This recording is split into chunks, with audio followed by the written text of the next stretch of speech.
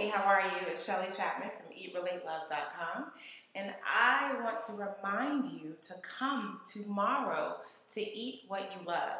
What is Eat What You Love? Eat What You Love is a fantastic celebration that I'm having all month long over at EatRelateLove.com. We're going to be having these live Google Plus Hangouts every Tuesday at 9 p.m. Eastern. And you see these avocados? What in the world do these have to do with eating what you love?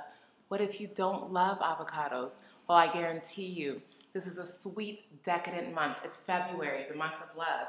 And I am teaching you how to eat what you love. But this is beyond food. This is about eating what you love. We're talking about love here. Love in your relationships, love in your body, love in yourself. And these avocados are going to transform into something delicious and chocolatey tomorrow. So if you want to find out what I'm doing with these avocados and how I'm going to make them taste delicious with chocolate, then you want to join me. So just come over to Eat What You Love tomorrow. And if you want more information about the event, just type in.